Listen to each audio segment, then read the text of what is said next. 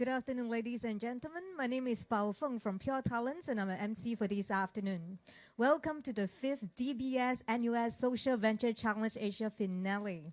Social Venture Challenge Asia, or SVC Asia, is organized by DBS Foundation and NUS Enterprise. So it aims to identify and support innovative new ideas and existing social enterprises that have the potential to generate new ideas and also for positive, scalable, and sustainable social impact in Asia. So through this competition, social enterprises receive holistic support and build meaningful networks to form a community to solve today's most pressing social problems. Today, we celebrate social innovations by social enterprises to shape a better future for Asia. Most importantly, I'm sure everybody is excited today because we're going to find out which will be the winning teams that will walk away with total cash prizes of 135,000. Am I right? So I just want to start maybe with, everyone just going around sharing your entire journey as an entrepreneur, like what's worked, what hasn't worked over the last couple of years, and some of the challenges that you faced. I'm more like Michelle. I am an accidental social entrepreneur, and I'll tell my story as I always tell it, because for those of you who want to be accidental like me, this is the way to do it. So I went to Bhutan for a holiday. I'm not like these young girls here who want to save the world. I just want a holiday, okay? And then like most people who go to Bhutan, you only go there once in your life because it's so expensive. But anyway, I met a village woman.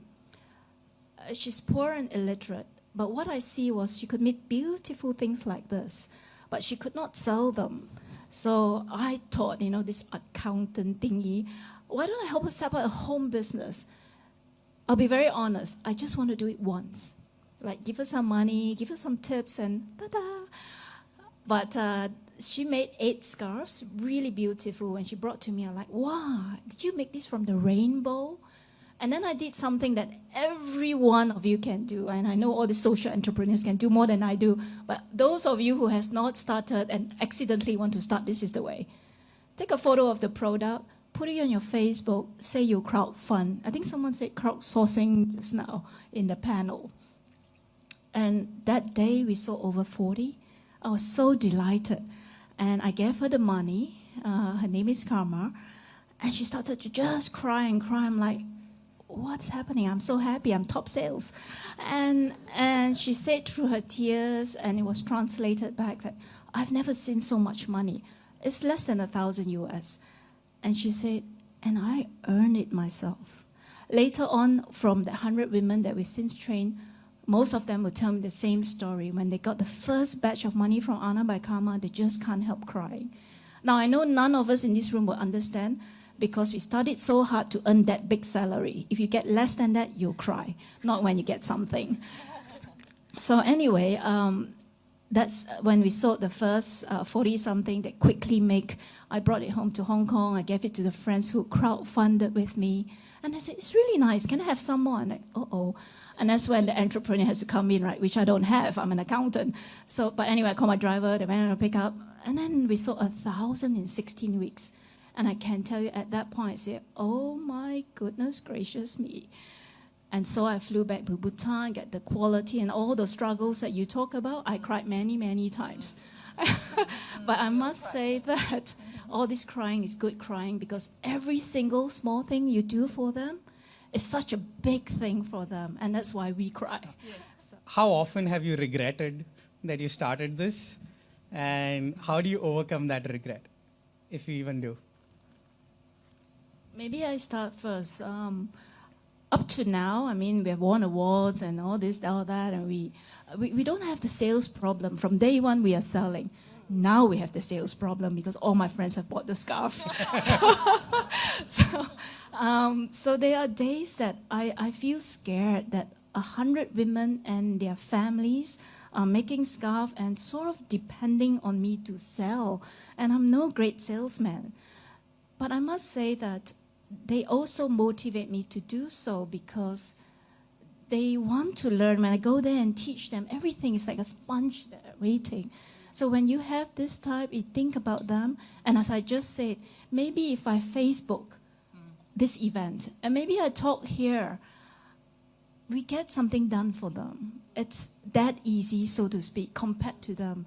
So there are many times I regret it because I feel I'm not good enough. I don't know how to do this. But then I never regret also because opportunities just seem to come from everywhere and anywhere, right? Like the invitation by DBS NUS to be here. So thank you very much. This I see as an opportunity.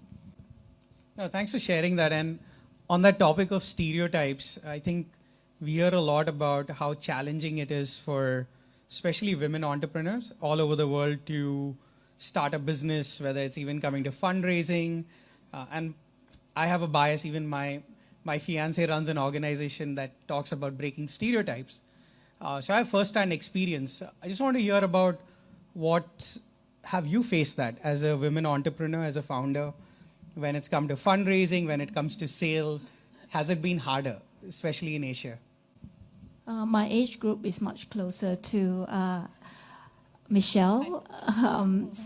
When I was growing up, I was born in Malaysia before I moved to Hong Kong 20 years ago. So my father felt that, as a girl, I can get education, but not too high in case, no one want to marry you, Same. So they still have that. So there was a little bit of that. However, today, maybe because of what our parents went through or grandparents went through, today as a woman, I feel that we are more privileged. We can set up women's club, but if you set up a men's club, oh, that's so wrong. But we can set up women's club and invite the men. And then we have awards, especially for women-led and businesses. So in many ways, I feel that as long as we're willing to stand up and speak for what we want to speak for, we have a voice, and we have special places that enable this voice. So make use of that. It's there for us. Yeah, thanks for sharing that. Yeah. So what are you most proud of the last 3 years journey? If you had to pick one thing about that you built or that you've done, what is the most, one thing that you're proud of? I know where you come from. It's the same for me.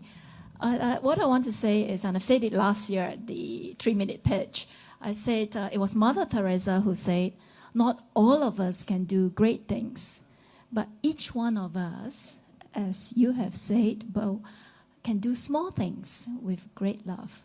So on that principle, I keep telling myself each day when I'm struggling, when I'm having difficulties, I say, what small thing can I do today? Small. Okay, post Facebook. Okay, I can do that. And it's that little bit of achievement. It goes for our lives as well. It was this year in May when I went back to Malaysia to vote. My mom came with something. She made this. That's why I brought my handbag on stage. It's not so precious. There's nothing gold in it, Michelle.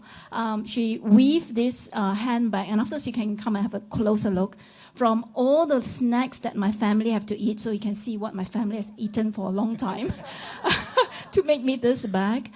And I was so surprised. I say, oh, that's a lot of hard work, Mom. My mom is about 69, 70. And she said, you do great things. I just do small things. I don't think so. My family has to eat a long time to get me this bag. and the funny story is, then, me being me, I said, oh, Mom, can you make like a brown or black one? Because I goes with my corporate suit. And my mom went, okay. And you know what? My brother-in-law, he wanted to eat this special protein powder thing, chocolate. But he wants to change to coffee. So he just told my sister, I want to change to coffee. My sister said, cannot. I said, why? He said, Mom is making a black bag for sis. Continue with the chocolate. So what I want to say is the best thing for me is when I inspire my own mother to do good. So she's going to start Anna by Mama soon and compete here. So just one last thing, and I know this might be more relevant, but we've all made plans about, when we pitched, and I've pitched long time ago, most of my plans never came true, right? As an entrepreneur going through. So I'm sure some of you all have had the same experience, a strategic plan doesn't work out. as an advice to the next generation coming here, what would you tell them about plans that don't work out? How do you handle that, and how do they keep going? That's what I have to share. Yeah. I think all of us work with people who are probably different from us. That's why we are able to support them. I work with illiterate village housewives who have not stepped out of their village. And I want to do things that is in my world. We talk about introducing innovation or technology into what they do. So what I did last year to part of the pitch was they make beautiful waist belts, really beautiful, but we're not going to buy them because we don't have use for them. So I changed it into luggage belts so that later on we could make handbag straps and stuff like that. I think my judges will remember. So with the money we won, I was so happy. I increased the team that we could teach. And all I did was, apart from measurements and all that luggage belt, the project is beautiful. It's called I Can Fly, because the luggage belt flies on your luggage, right? So, and they can fly, you know. They can't, I wish I brought the belt. When they write I Can Fly, the alphabets were all over the place. I taught them, you know, wrote over a day how to do it. And then I realized I'm trying to teach them from my perspective. How hard is it to ABC? Extremely hard for them. I just realized on the spot, they don't even know how to hold a pencil. And I go, uh-oh. So the good thing is then I tell people, I have failed. I have to stop the trial. I got the 100 belts, but I did that and I stopped it. And it's so nice when you tell people you have failed, because so many people say, I think I can help you. And so do not be afraid to say, I need help. And that's where we should be. We always need help. Yeah. Thanks for sharing that. And actually, I can just add before we wrap up that most of us end up failing. You can call it learning, and that's actually a good way to move on. But you will fail, and it's okay to say and seek out for help, because that is evidently going to happen. If you think you're not failing, you're not breaking something. So just reach out. Like, we have a great group here, but people will always support you because you're solving a hard problem. But just accept it. It's okay to be self-aware as an entrepreneur. I think also to add to that point, I just read today, I was reading a blog about, you know, how entrepreneurship is like listening to jazz music or playing jazz music. So most jazz musicians actually don't have a script in front of them. They keep improvising, but they have a good framework on how to improvise. And that's really the journey of an entrepreneur and a social entrepreneur, is pretty much like playing jazz music. You're going to change, you're going to improvise, but what you should do is empower your team or all the sort of players in that orchestra to actually lead away and create that leadership culture in your organization. I think that's helped me, helped Zaya, and I think will help you also as you go on your journey. So may I just say one thing? Actually, the one thing I learned was it was not about me, it was about the cause. Yes. And every time I hit rock bottom, then I just have to remember it's not about me. Yes. If you want to make an impact, it's not about you. Get that out of the way and you'll be fine. Yeah. Yeah. All right. On that note, I'd like to wrap up so that we can have all our finalists pitch today. Yeah. Okay, let's give Thank them a you. big hand. Thank you, Michelle, Bill, Palmi, Queen, and Niel. Thank you for the inspiration and the heartwarming story. Let's give them a big round of applause, please.